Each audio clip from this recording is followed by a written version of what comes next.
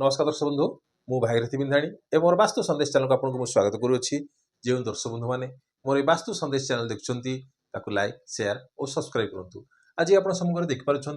गृह पीवीसी द्वारा पानी निष्कासन वास्तुदोष अटे कि हाँ दर्शक बंधु जदि आम गृहटी बनाऊे जदि ठीक भाव में जदि वास्तु अनुसार बनई आम किसी जगह छाड़ी न थाउचे जहाद्वारा कौन हो कि ये सब परेशानी आसूची आ पीवीसी माने कौन ना पॉलीविनियल क्लोराइड कौन पॉलीविनियल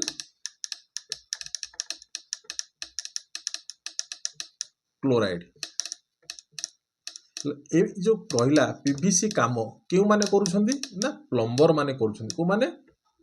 ना प्लम्बर माने ए सब जिंस काम करथांदी गृहर। तो अर्थात कौन जदि आपणकर जदि दुईटी उदाहरण नहीं गोटे हला आपणकर वर्गाकार क्षेत्र आ गोटे होची कोन आयतकार क्षेत्र। तो प्रथम कहि रखे ए जो काम जो रहउची गृह रे विभिन्न प्रकार पानी रहिची आपणकर बासनकुसन पाई आपणकर पाइप रहउची किबा आपणकर वाश बेसिन पाई रहउची किबा आपणकर कोन होची ना जदि आपणकर जदि वाशिंग मेसिन लगेइछंदी तार मध्य पानी रहउची आपणकर बाथरूम एंड टॉयलेट रो मध्य भी आपणकर विभिन्न प्रकार पानी रहउची। तो ताकू जदि जे हिसाब रे रहिबा कथा ताकू जदि आप मुख्य द्वार को लेकिन तो आप पानी निष्कासन करेंगे ना कौन ना मुख्य द्वार को लेकिन कौन पानी निष्कासन करेंगे। यहाँ हूँ आप जदि आप पूर्व यहाँ आसला आप पश्चिम ये आसला आप उत्तर ये आसला आप दक्षिण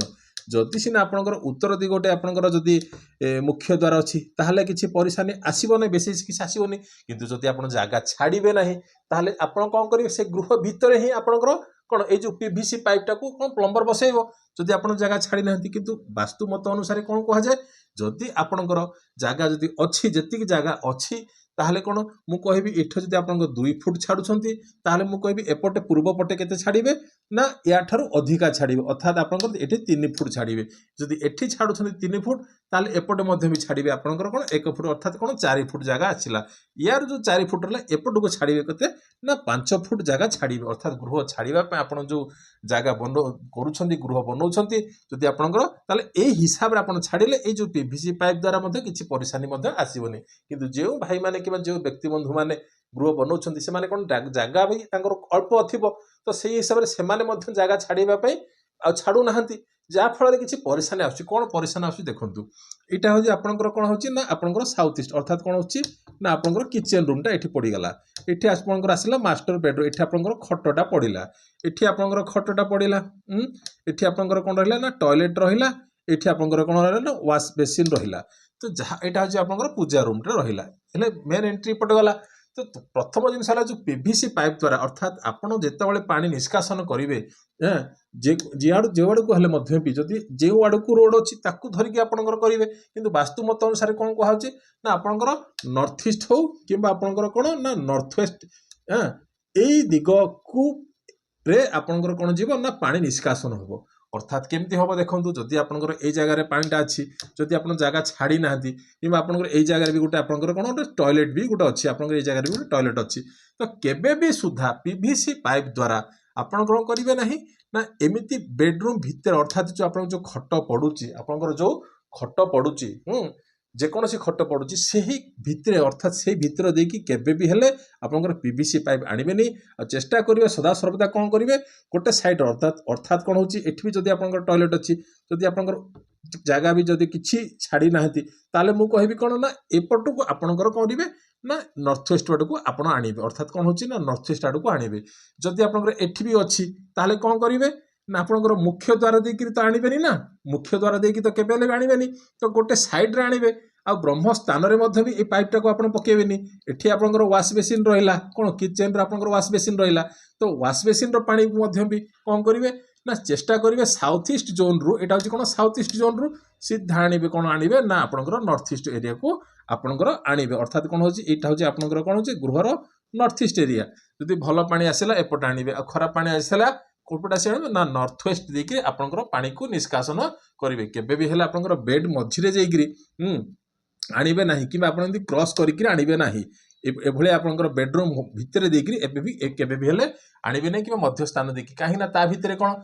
एबे सिना आपनकर किचन रो सिना पळे आसिला जोटा कि आपनकर टॉयलेट बाथरूम रो सब खराब पानी जागो तो से खराब पानी को केबे भी हेले निजस्व बेडरूम भितरे देकी केबे भी हेले कोन आनिबे नाही आमे कोन जानले जो पीवीसी पाइप जो बसौछंती प्लम्बर माने तांको कोन करंती तांको जोटा सुविधा हला ତାଙ୍କୁ ଯୋଉଟା ସୁବିଧା ହେଲା ସେମାନେ ସେଇ ବାଟ ଦେଇକି କରିଥାନ୍ତି। କିନ୍ତୁ କ'ଣ ଯଦି ଆପଣ ଜାଗାଟି ଏପଟେ ଯଦି ଛାଡ଼ିଥିବେ ତାହେଲେ ଆପଣଙ୍କୁ କିଛି ନାହିଁ, ପରିଶାନି ନାହିଁ। ଆପଣଙ୍କର ପଶ୍ଚିମ ଦିଗରେ ଆପଣଙ୍କର ଗୋଟେ କ'ଣ ଗୋଟେ କଲଭର୍ଟ ଟାଇପ୍ରେ କରିଦେଲେ, ସେଠୁ ପାଣିଟା କାଢ଼ିକି ଆପଣଙ୍କ ସିଧା ଆଣିଲେ କୋପଟକୁ ନା ଏପଟକୁ ଧରି ପଳେଇ ଆସିଲେ। ଆଉ ନାହିଁ ଯଦି ଏପଟେ ଯଦି ସାଉଥ ଇଷ୍ଟ ଜୋନ୍ରୁ ଏପଟକୁ ଇଷ୍ଟ ଆଡ଼କୁ ଏଠି ଗୋଟେ କଲଭର୍ଟ ବନେଇ ଦେଇକି ଆପଣ କ'ଣ କଲେ, ସେ ପାଣି ଯାକ ସବୁ ଜାକ ଏପଟକୁ ପଳେଇ ଆସିବ। ଆପଣଙ୍କର ଯଦି ଛାତର ପାଣି ମଧ୍ୟ ବି ବର୍ଷା ପାଣିକି ମଧ୍ୟ ବି କ'ଣ ଆସିବ ନା ଆପଣଙ୍କର ନର୍ଥ ଇଷ୍ଟ ଜୋନ୍ ଆଡ଼କୁ ଖସେଇବେ। ଅର୍ଥାତ୍ ଛାତର ପାଣିଟାକୁ ମଧ୍ୟ ବି ଆପଣଙ୍କର କ'ଣ କରିବେ ନା ଆପଣଙ୍କର ସାଉଥ ଇଷ୍ଟ ଜୋନ୍ରୁ ଏପଟକୁ ଖସେଇବେ, ଯାହାଫଳରେ ବାସ୍ତୁର କିଛି ଦୋଷ ରହିବ ନାହିଁ। ଅର୍ଥାତ୍ ପିଭିସି ପାଇପ୍ ଯେଉଁ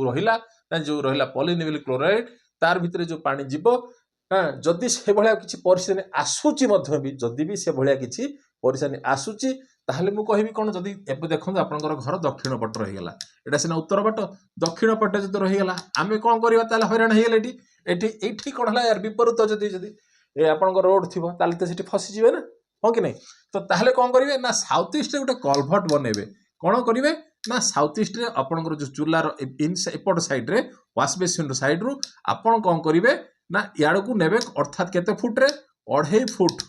ମାନେ ଏଇ ଯେଉଁ ଆପଣଙ୍କର ପିଭିସି ପାଇପ୍ ମଧ୍ୟ ବି ଆଉ ଦେଖାଯିବନି, ଉପରକୁ ଆଉ ରହିବନି। ସେଠି ଗୋଟେ କଲଭର୍ଟ କରିକି ସେଠୁ କ'ଣ କରିବେ, ପାଣିଟାକୁ ଆପଣ କ'ଣ କରିବେ ନା ଇଆଡ଼କୁ ନେବେ। କୁଆଡ଼କୁ ନେବେ ନା ସାଉଥ ଇଷ୍ଟରୁ ଟୋଟାଲି ଏପଟକୁ ଖସେଇବେ। କୁଆଡ଼କୁ ନା ସାଉଥ ଇଷ୍ଟ ଆଡ଼କୁ ପାଣିଟା ଆପଣଙ୍କର ଯିବ। ଅର୍ଥାତ୍ କ'ଣ ଆସିବ, ମାନେ ଏଠି କ'ଣ ଆସିଲା 2.5 ଫୁଟ ଗର୍ତ୍ତ କରିଦେଲେ। ଏଠି କ'ଣ କଲେ ନା 2.5 ଫୁଟ ଗର୍ତ୍ତ କରିକି ସେ ପାଣିଟାକୁ ଆପଣ କ'ଣ କରିଲେ ନା ଡ୍ରେନେଜ ପଏଣ୍ଟରେ ଆପଣଙ୍କର ଛାଡ଼ିଦେଲେ। ଯଦି ଆପଣଙ୍କର ଚଉଡ଼ା ଜାଗା ଅଛି ତାହେଲେ ତ ଆପଣଙ୍କୁ ସୁବିଧା ହେଇଯିବ, କିଛି ଅସୁବିଧା ହେବନି। ତ ଆପଣ କେବେ ବି ହେଲେ ପ୍ରଥମ ଜିନିଷ ହେଲା ବେଡରୁମ୍ ଭିତରେ ଦେଇକି, ଅର୍ଥାତ୍ କ'ଣ ଆପଣଙ୍କର ଯେଉଁ ଶୟନ କକ୍ଷ, ସେ ଶୟନ କକ୍ଷରେ କେବେ ବି ଭିତରେ ଆପଣଙ୍କର କ'ଣ ଏସବୁ ଜିନିଷ ଆପଣଙ୍କର ପିଭିସି ପାଇପ୍ କେବେ ବି ହେଲେ କ'ଣ ନେବେ ନାହିଁ। ଯାହାଫଳରେ ନହେଲେ କ'ଣ ହେବ ନା ବାସ୍ତୁ ଦୋଷ ଘଟିବ। ଆଉ ବ୍ୟକ୍ତିଙ୍କ କ'ଣ ହେବ, ଠିକ୍ ସେ ଆପଣ ତଳେ ଆପଣଙ୍କର ଯାଉଥିବ ପାଣି, ଆପଣ ଖଟ ପକେଇକି ଉପରେ ଶୋଉଥିବେ,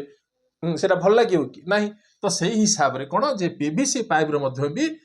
କ'ଣ ଯେଉଁ ପ୍ଲମ୍ବର ମାନେ ଯେଉଁ କାମ କରୁଛନ୍ତି, ସେମାନେ ମଧ୍ୟ ବି ଏ ପ୍ରତି ଆପଣ ମଧ୍ୟ ବି ନିଜେ ରହି ଏସବୁ ଜିନିଷ କରିବାର ଅଛି। କିନ୍ତୁ କ'ଣ ହେଉଛି, ଆଜିକାଲି ତ ସବୁ ଲୋକମାନେ କ'ଣ ମାନେ କଣ୍ଟ୍ରାକ୍ଟ ବେସିସ୍ରେ ଦେଇ ଦେଉଛନ୍ତି, ତାଙ୍କୁ ଯେଉଁଟା ସୁବିଧା ହେଲା ସେମାନେ ସେଇଟା କରୁଛନ୍ତି। ଯଦି ଆପଣ ଜାଗା ଛାଡ଼ିଛନ୍ତି ତାହେଲେ ମୁଁ କହିବି ନିଶ୍ଚିତ ରୂପେ ଆପଣ ପିଭିସି ପାଇପ୍ ପାଇଁ ମଧ୍ୟ କିଛି ପରିଶାନି ଆସିବ ନାହିଁ। କାହିଁକିନା ଯଦି ଆପଣ ବ୍ରହ୍ମସ୍ଥାନ ହଉ କିମ୍ବା ଆପଣଙ୍କର ବେଡରୁମ୍ କକ୍ଷ ହଉ କିମ୍ବା ଆପଣଙ୍କର କ'ଣ ହେଉଛି ନା ଆପଣଙ୍କର ନର୍ଥ ଇଷ୍ଟ ଦେଖିବେ କିମ୍ବା ନର୍ଥ ୱେଷ୍ଟ ଦେଖିବେ, ଯଦି ଏପଟେ ଯଦି ଅଛି ତାକୁ କ'ଣ କରିବେ ନା ୟୁସେପ୍ ମାନେ ୟୁଟର୍ନ। ଯଦି ଆପଣଙ୍କର ଦେଖନ୍ତୁ ଯଦି ଜାଗା ଛାଡ଼ିଛନ୍ତି ମଧ୍ୟ ବି, ଯଦି ଆପଣଙ୍କର ଜାଗା ଛାଡ଼ିଛନ୍ତି ଆପଣଙ୍କର ହେଉଛି ନା କ'ଣ ଦକ୍ଷିଣ ଦିଗରେ ଆପଣଙ୍କର କ'ଣ ଅଛି ନା ରୋଡ୍ ପଏଣ୍ଟ ଅଛି, ଦକ୍ଷିଣ ଦିଗରେ ରୋଡ୍ ପଏଣ୍ଟ ଅଛି, ତାହେଲେ କ'ଣ କରିବେ ନା ୱେଷ୍ଟରେ ଆପଣଙ୍କର ପାଣି ଚାକୁ କ'ଣ କରିବେ ନା ଆପଣଙ୍କର ଏଠି ଗୋଟେ କ'ଣ କରିବେ 4 ସ୍କୋୟାରରେ ଗୋଟେ କଲଭର୍ଟ ବନେଇବେ। ଏଠି ଆପଣ ଗୋଟେ 4 ସ୍କୋୟାରରେ ଗୋଟେ ବନେଇଲେ, ଏଠୁ କ'ଣ କରିବେ ପାଣିଟାକୁ ଆଣିକିରି କ'ଣ କରିବେ ନା ସିଧା ଯିବ ଆପଣଙ୍କର କ'ଣ ଆସିବ ନା ସାଉଥ ୱେଷ୍ଟ ଦେଇକି ସାଉଥରେ ପାଣିଟା ଗଡ଼ିକି ପଳେଇବ। କିନ୍ତୁ ଆମେ କହିବା ଯେ କ'ଣ ସାଉଥରେ କିମ୍ବା ଆପଣଙ୍କର ସାଉଥ ୱେଷ୍ଟରେ ପାଣି ଯିବା କଥା ନାହିଁ। କିନ୍ତୁ ଏଇଟା ହେଉଛି କ'ଣ, ଆମକୁ କ'ଣ ପାଣିଟାକୁ ଯେଉଁ ରହିଲା ତାକୁ କ'ଣ 2 ଫୁଟ 2.5 ଫୁଟ ଭିତରେ ତାକୁ କ'ଣ କରିବାର ଅଛି ନା ଦବେଇବାର ଅଛି, ଯାହାଫଳରେ କିଛି ପରିଶାନିଟା ଆଉ ଆସିବ ନାହିଁ। ଆଉ ଗୃହ ଭିତରେ ରହିବାର ଅଛି, ତା ସହିତ ଏସବୁ ବାସ୍ତୁକୁ ମଧ୍ୟ ବି ଏଠି କ'ଣ ଫଲୋ କରିବାର ଅଛି। ଆଉ ଯାହାର ମଧ୍ୟ ବି ଆପଣଙ୍କର ଦେଖନ୍ତୁ ଏପଟେ ମଧ୍ୟ ଥିବ, ତାକୁ କ'ଣ କରିବେ ନା ଇଷ୍ଟରେ ରଖିବେ। 1.5 ଫୁଟ ଗର୍ତ୍ତ କରିକି ତାକୁ କ'ଣ କରିବେ ନା ସାଉଥ ଇଷ୍ଟ ଜୋନ୍ରେ ଏପଟେ ଛାଡ଼ିବେ। ରୋଡ୍ରେ ଆପଣଙ୍କର ଯେଉଁ ଡ୍ରେନେଜ ଅଛି ତାକୁ ମଧ୍ୟ ଏଠି କ'ଣ ଛାଡ଼ିପାରିବେ, ଯାହାଫଳରେ ଯାହା କିଛି ବାସ୍ତୁର କିଛି ଦୋଷ ଥିବ ତାହା ମଧ୍ୟ ବି କଟିଯିବ। ଏତେ ଥିଲା ଆଜିର ଛୋଟିଆ ଟପିକ୍। ରହିଲି, ନମସ୍କାର।